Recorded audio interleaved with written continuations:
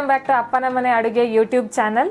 ಇವತ್ತು ನಮ್ಮ ಚಾನಲಲ್ಲಿ ಒಂದು corn special recipe, corn pakoda ಮಾಡೋದು ಹೇಗೆ ಅಂತ ನೋಡೋಣ. ನಮ್ಮ ಚಾನಲಲ್ಲಿ ಕಾರ್ನ್ ಇಂದ ಮಾಡಿರುವಂತಹ ಇನ್ನೊಂದು ರೆಸಿಪಿ ಕೂಡ ಇದೆ, ಕಾರ್ನ್ ಸ್ನ್ಯಾಕ್ಸ್. ಅದಕ್ಕೆ ದಾಳಿಂಬೆ ಎಲ್ಲ ಹಾಕಿ ಮಾಡಿದ್ವಿ, ತುಂಬ ಚೆನ್ನಾಗಿ ಬಂದಿತ್ತು. ಈ ಐಟಮ್ ಕೂಡ ತುಂಬ ಚೆನ್ನಾಗಿ ಬರುತ್ತೆ, ನೀವು ತಪ್ಪದೆ ಟ್ರೈ ಮಾಡಿ ನೋಡಿ. ನಾವು ಟ್ರೈ ಮಾಡಿ ಫ್ಯಾಮಿಲಿ ಮೆಂಬರ್ಸಿಗೆಲ್ಲ ಕೊಟ್ಟಿದ್ವಿ, ಎಲ್ಲರೂ ತುಂಬ ಇಷ್ಟಪಟ್ಟು ತಿಂದಿದ್ರು. ನೀವು ಹಾಗೆ ಟ್ರೈ ಮಾಡಿ, ಚೆನ್ನಾಗಿರುತ್ತೆ ತುಂಬ. ಹಾಗೆ ಕಮೆಂಟಲ್ಲಿ ತಿಳಿಸಿ ಹೇಗೆ ಬಂತು ಅಂತ, ನಮಗೂ ಒಂದು ಖುಷಿ ಆಗುತ್ತೆ, ನಮಗೂ ಒಂದು ಮೋಟಿವೇಶನ್ ಕೊಟ್ಟ ಹಾಗೆ ಆಗುತ್ತೆ. ಹಾಗೆ ನಮ್ಮ ಚಾನಲಲ್ಲಿ ನಾವು ಬೇರೆ ಬೇರೆ ಹೊಸ ಹೊಸ ರೆಸಿಪೀಸ್, ಹೆಲ್ದಿಯಾಗಿರೋ ರೆಸಿಪೀಸ್ ಹಾಕ್ತಾನೆ ಇರ್ತೀವಿ. ನಮ್ಮ ಚಾನಲ್ನ ತಪ್ಪದೆ ಸಬ್ಸ್ಕ್ರೈಬ್ ಮಾಡಿ. ಹಾಗೆ ಮಾಡೋದ್ರಿಂದ ನಿಮಗೆ ಹೊಸ ಹೊಸ ರೆಸಿಪೀಸ್ ಎಲ್ಲ ಹಾಕಿದಾಗ ನಿಮಗೆ ಬರ್ತಾನೆ ಇರುತ್ತೆ, ನೋಡ್ತಾ ಇರ್ಬೋದು. ನೀವು ಹೀಗೆ ಹೆಲ್ದಿಯಾಗಿರೋ ರೆಸಿಪೀಸ್ ಮಾಡ್ಕೊಂಡು ತಿಂತಾಯಿರಿ, ಎಂಜಾಯ್ ಮಾಡ್ತಾಯಿರಿ. ಹಾಗೆ ಇವಾಗ ನೋಡೋಣ ಹೇಗೆ ಮಾಡೋದು ಅಂತ. ಬನ್ನಿ ಫ್ರೆಂಡ್ಸ್, ಈಗ ನಾವು ಕಾರ್ನ್ ಪಕೋಡ ಹೇಗೆ ಮಾಡೋದು ಅಂತ ಸ್ಟೆಪ್ ಬೈ ಸ್ಟೆಪ್ ನೋಡೋಣ. ಅದಕ್ಕೆ ಮೊದಲನೇದಾಗಿ ನಾನಿಲ್ಲಿ ಕೊತ್ತಂಬರಿ ಸೊಪ್ಪು, ಆಮೇಲೆ ಕರಿಬೇವಿನ ಸೊಪ್ಪು, ಹಸಿಮೆಣಸಿನ್ಕಾಯಿ, ಆಮೇಲೆ ಈರುಳ್ಳಿ, ಇವನ್ನೆಲ್ಲ ಹಾಕಿಬಿಟ್ಟು ಮಿಕ್ಸಿ ಜಾರಿಗೆ ಸಣ್ಣದಾಗಿ ಚಾಪ್ ಮಾಡ್ಕೊತಾ ಇದ್ದೀನಿ. ನನ್ನ ಹತ್ರ ಈ ಥರದ್ದು ಮಿಕ್ಸಿ ಜಾರ್ ಇದೆ, ಇದು ಸಣ್ಣದಾಗಿ ನನಗೆ ಚಾಪ್ ಮಾಡಿಕೊಡುತ್ತೆ ಎಲ್ಲದನ್ನು. ನಾನು ಎಲ್ಲದನ್ನು ಒಟ್ಟಿಗೆ ಹಾಕಿಬಿಟ್ಟೆ ಚಾಪ್ ಮಾಡ್ತಾ ಇರೋದು.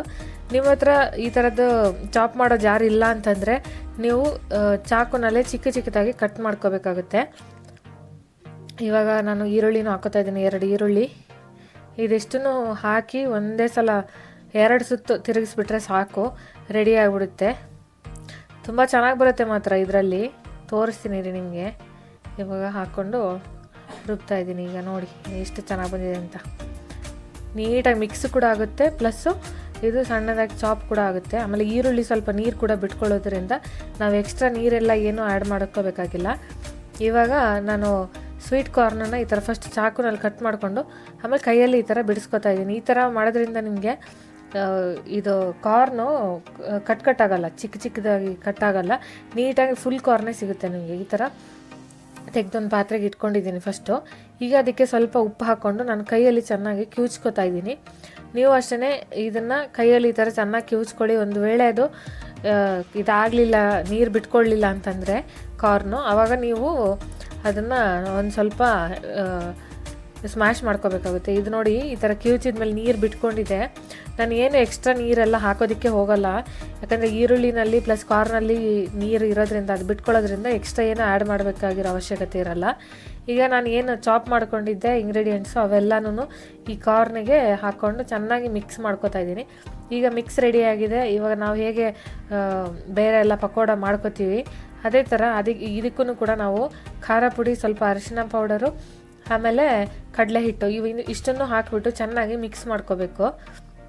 ಈಗ ಕಡಲೆ ಹಿಟ್ಟು ಹಾಕ್ತಾಯಿದ್ದೀನಿ. ಆಮೇಲೆ ಉಪ್ಪು ನೀವು ಬೇಕು ಅಂತಂದರೆ ಟೇಸ್ಟ್ ನೋಡಿಕೊಂಡು ಒಂಚೂರು ನೆಕ್ಕಿ ನೋಡಿಬಿಟ್ಟು ಬೇಕು ಅಂದರೆ ಹಾಕ್ಕೋಬೋದು. ಹಾಕ್ಕೊಂಡು ಚೆನ್ನಾಗಿ ಮಿಕ್ಸ್ ಮಾಡಿಕೊಂಡು ಪಕೋಡನ ಇದಕ್ಕೆ ಎಣ್ಣೆಗೆ ಬಿಡೋದಕ್ಕೆ ಎಷ್ಟು ಹದ ಬೇಕೋ ಅಷ್ಟಕ್ಕೆ ಮಿಕ್ಸ್ ಮಾಡ್ಕೋಬೇಕು. ಬೇಕು ಅಂದರೆ ಕಡಲೆ ಹಿಟ್ಟು ಸ್ವಲ್ಪ ಹಾಕ್ಕೊಂಡು ಸ್ವಲ್ಪ ಗಟ್ಟಿಗೆ ಬರೋ ಥರ ಮಾಡ್ಕೋಬೇಕು. ಇವಾಗ ನೋಡಿ ಮಿಕ್ಸ್ ಮಾಡಿದರೆ ನಾನು ಇದಕ್ಕೆ ಎಕ್ಸ್ಟ್ರಾ ವಾಟರ್ ಆ್ಯಡ್ ಮಾಡೇ ಇಲ್ಲ. ನೋಡಿ ಎಷ್ಟು ಚೆನ್ನಾಗಿ ಬಂದಿದೆ ಅಂತ. ಈ ಥರ ಮಾಡ್ಕೊಂಡು ತಿಂದರೆ ಯಾರಿಗೆ ಕಾರ್ನ್ ಅಂದರೆ ಇಷ್ಟ ಇಲ್ವೋ ಅವರು ಕೂಡ ತುಂಬ ಇಷ್ಟಪಟ್ಟು ತಿಂತಾರೆ, ಅಷ್ಟು ಚೆನ್ನಾಗಿರುತ್ತೆ. ನಾವಂತೂ ಮಾಡ್ಕೊಂಡಿದ್ವಿ, ತುಂಬ ಚೆನ್ನಾಗಿ ಬಂದಿತ್ತು, ಎಲ್ಲರಿಗೂ ಸಖತ್ ಇಷ್ಟ ಆಗಿಬಿಟ್ಟಿತ್ತು.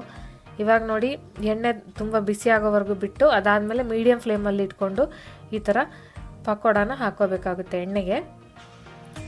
ಲೋ ಫ್ಲೇಮಲ್ಲಿ ಇಟ್ಕೊಬೇಡಿ, ಜಾಸ್ತಿ ಇದು ಆಯಿಲ್ ಹೀರ್ಕೊಂಡೆ ಪಕೋಡ, ಅದಕ್ಕೆ ಮೀಡಿಯಮ್ ಫ್ಲೇಮಲ್ಲಿ ಇಟ್ಕೊಂಡು ಈ ಥರ ಹಾಕ್ಕೊಳ್ಳಿ.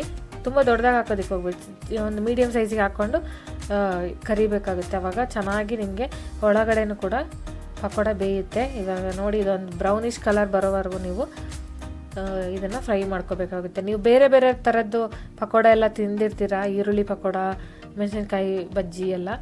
ಇದೊಂದು ಡಿಫ್ರೆಂಟ್ ಪಕೋಡ, ತುಂಬ ಚೆನ್ನಾಗಿರುತ್ತೆ, ತುಂಬ ಟೇಸ್ಟಿಯಾಗಿರುತ್ತೆ.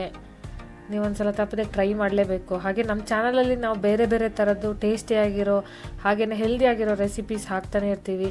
ನಮ್ಮ ಚಾನಲ್ಗೆ ತಪ್ಪದೆ ಸಬ್ಸ್ಕ್ರೈಬ್ ಮಾಡಿ, ನಿಮಗೆ ಹೊಸ ವೀಡಿಯೋಸ್ ಬಂದಾಗೆಲ್ಲ ನೋಟಿಫಿಕೇಷನ್ ಬರ್ತಾನೆ ಇರುತ್ತೆ.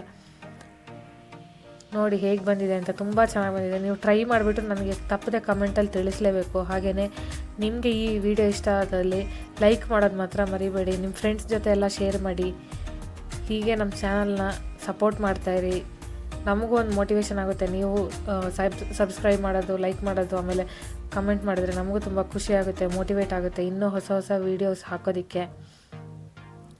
ತುಂಬ ಚೆನ್ನಾಗಿರುತ್ತೆ ನೋಡಿ ಎಷ್ಟು ಚೆನ್ನಾಗಿ ಬಂದಿದೆ ಅಂತ. ನಾನು ಓಪನ್ ಮಾಡಿ ಕೂಡ ತೋರಿಸ್ತೀನಿ ನಿಮಗೆ ಹೇಗೆ ಬಂದಿದೆ ಅಂತ. ನೀವು ಇಲ್ಲಿ ನೋಡಿದಾಗಲೇ ಗೊತ್ತಾಗ್ತಿರ್ಬೋದು ನಿಮಗೆ ಈಗಲೇ ಎಷ್ಟು ಚೆನ್ನಾಗಿ ಬಂದಿದೆ, ಎಷ್ಟು ಟೇಸ್ಟಿಯಾಗಿದೆ ಅಂತ. ಇವಾಗ ನೋಡಿ ಓಪನ್ ಮಾಡಿ ತೋರಿಸ್ತೀನಿ ನಿಮಗೆ. ತುಂಬ ಚೆನ್ನಾಗಿ ಬಂದಿರುತ್ತೆ ಮಾತ್ರ. ಸಂಜೆ ಹೊತ್ತು ಕಾಫಿ ಜೊತೆ ಒಳ್ಳೆ ಕಾಂಬಿನೇಷನ್ನು, ಚೆನ್ನಾಗಿರುತ್ತೆ. ಚಳಿಗೆಲ್ಲ ಚೆನ್ನಾಗಾಗುತ್ತೆ ಮಾಡ್ಕೊಂಡು ತಿಂದರೆ. ನೋಡಿ ಹೇಗೆ ಬಂದಿದೆ ಅಂತ, ಸಖತ್ತಾಗಿರುತ್ತೆ ಮಾತ್ರ ಈ ಥರ ಮಾಡ್ಕೊಂಡು ತಿಂದರೆ. ನನಗಂತೂ ತುಂಬ ಇಷ್ಟ ಆಯಿತು ಈ recipe. Thank you for watching this video.